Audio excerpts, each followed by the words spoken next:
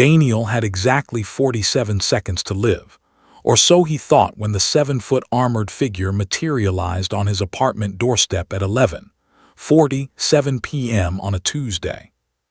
The creature, no, the warrior, stood framed in the yellow glow of the hallway light, her exoskeleton gleaming obsidian black with veins of bioluminescent blue pulsing beneath the surface. Elsa. Even on Earth, 40 million miles from the contested zones of the Kepler system, everyone knew that name. The Scourge of Proxima, the Void Reaper, the alien who had single-handedly turned the tide of 3 interstellar conflicts, leaving behind nothing but debris fields and unanswered distress calls. And she was knocking on his door. Daniel's hand trembled as he gripped the doorframe, his doctorate in xenobiology suddenly feeling utterly useless.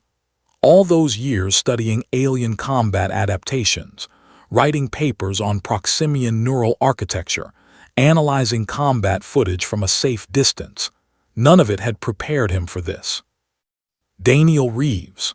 Her voice emerged from the translator disc embedded in her chest plate, flat and mechanical, stripping away whatever emotion might have existed in her native language. Yes, his voice cracked, 28 years old, and he sounded like a teenager. I require your assistance. The silence stretched between them. Behind Elsa, Mrs. Chen from 4B peered out from her doorway, eyes wide, then quickly retreated and triple-locked her door. Daniel didn't blame her. The news feeds were full of Elsa's latest appearance. 3 days ago, she decimated an entire battalion of coalition mechs on Mars. 17 million people had watched the footage. The death toll was still being calculated. My assistance, Daniel managed.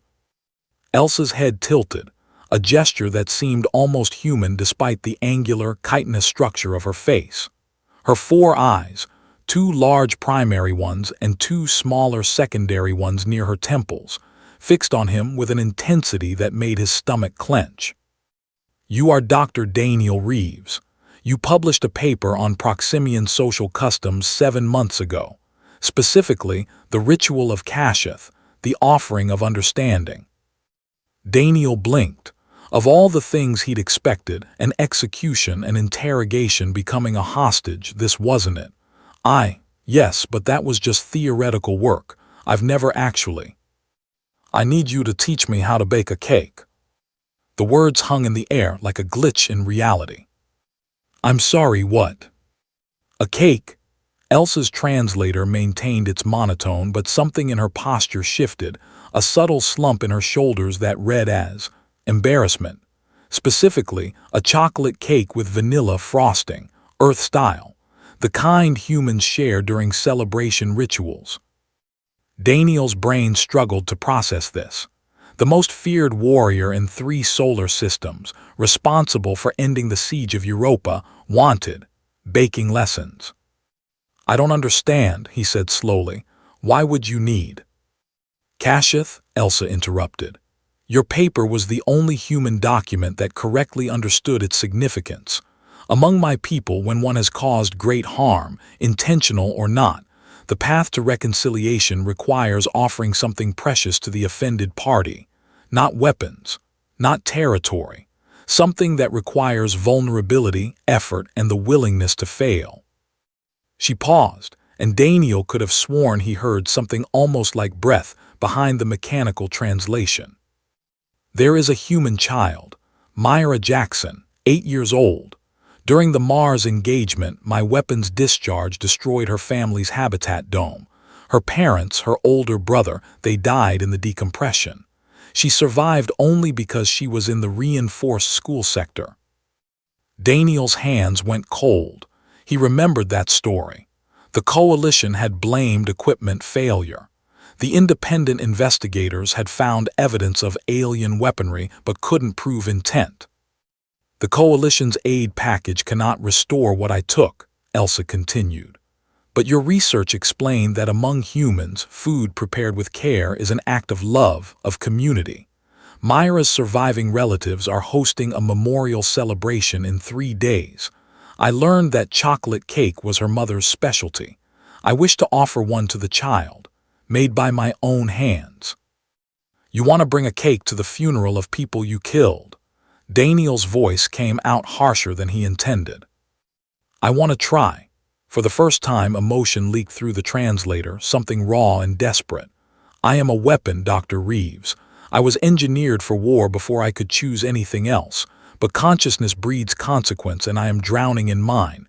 Your species has a saying, it's the thought that counts. But thoughts are invisible. I need something real, even if it's inadequate, even if it's ridiculous. Daniel stared at this impossible creature, this living nightmare from the news feeds, and saw something he'd never expected. Shame. Genuine, crushing shame. His rational mind screamed that this was insane. That letting a war criminal into his home was beyond reckless. That a cake couldn't possibly atone for 3 deaths. But his hand was already moving, pulling the door open wider. Okay, he heard himself say. But I'm warning you, I'm a terrible baker. We'll probably burn the first 2 attempts. Something shifted in Elsa's alien features, a subtle relaxation of the chitinous plates around her eyes. That is acceptable. Failure is part of the process, is it not? As she ducked through his doorway, her armor scraping the frame, Daniel wondered what his colleagues would think, what the coalition would think, what anyone would think about the fact that he was about to teach the galaxy's most dangerous warrior how to crack eggs and measure flour. 3 hours later at 2:47 a.m., they pulled the 3rd attempt from the oven, slightly lopsided, the frosting inexpertly applied by clawed hands that could crush steel, but unmistakably a chocolate cake. Elsa stared at it for a long moment, her translator silent. It won't be enough, she finally said. No, Daniel agreed quietly, it won't be. But it is something. Yes, it's something. Outside, the city slept, unaware that in a small apartment kitchen, the most feared warrior in the galaxy was learning that sometimes the hardest battles are fought not with weapons, but with flour, eggs, and the terrible, fragile courage of attempting to be better than what you were made to be.